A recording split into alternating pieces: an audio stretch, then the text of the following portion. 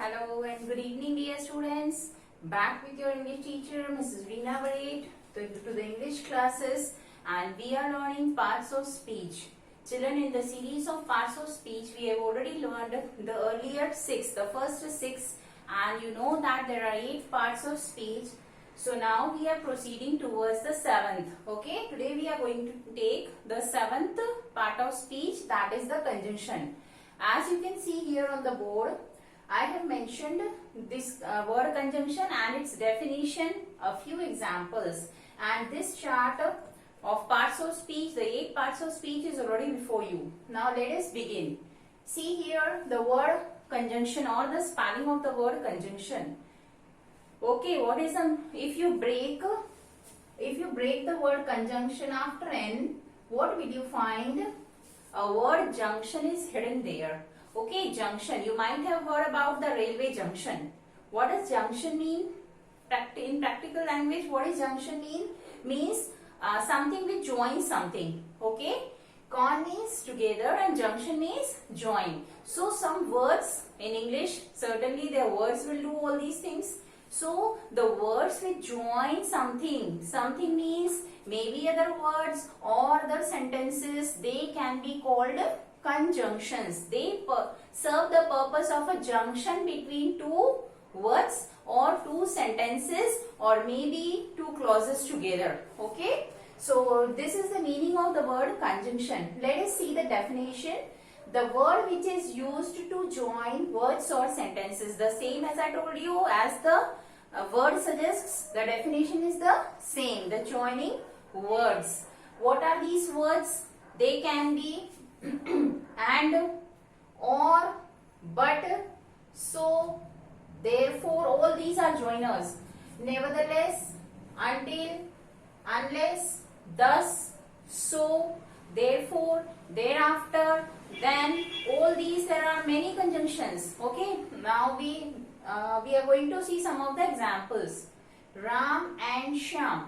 Okay, Ram is a word, Shyam is a word or name maybe, but they are in the form of words in English. So Ram and Shyam, two words are joined by the conjunction by a word and. Okay, so and here will be conjunction. We have already seen in the examples. Look at the second example, the girls and the boys. Okay, girls and boys, or the girls and boys of the class.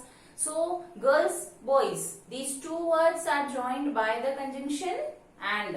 Okay, girls but not the boys. So but is also a conjunction. Look at the third example. It is raining, so I shall not go to school today. It seems it is a sentence here. Okay, yes, it is not a single sentence. Let us see, there are two sentences in this. If I break the sentence from here, from this word but, you can see there are two sentences hidden into one. I ran fast. I ran fast. The meaning is very clear.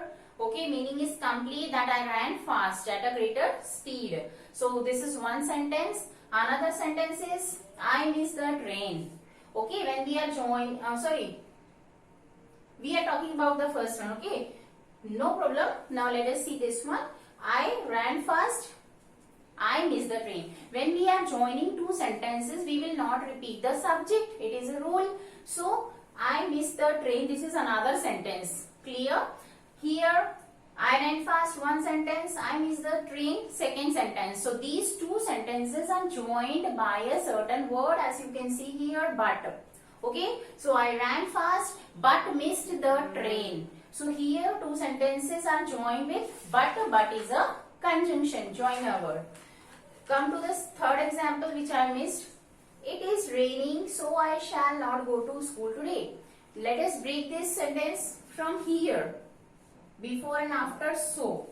It is raining, one sentence. We can say, if the rainfall is occurring, we can say it is raining. It is raining outside. It is raining today. Second sentence, I shall not go to school today. The sentence is complete in itself, not need to depend on any other sentence or any other word. So here we have joined these two sentences with the word so. Okay, so it is raining, so I shall not. What is the reason behind my not going to school today? It is raining. Raining is the reason. So here you can say this is a conditional sentence also, depending on the condition of the rainfall, that I may not go to school today. So here we have to come to the joining word only. So is the conjunction here. Clear?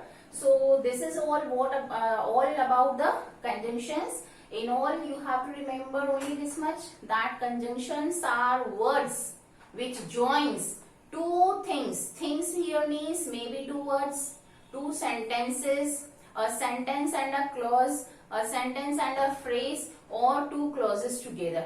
Okay, when we deal with the chapter clause separately, I'll make it clear to you what are clauses and how they are joined. So here clear. Now conjunction part is over. Now we have to see the last of all. The last of the parts of speech, the eighth one, that is the interjection. Clear? So now I am rubbing the board and telling you about interjections.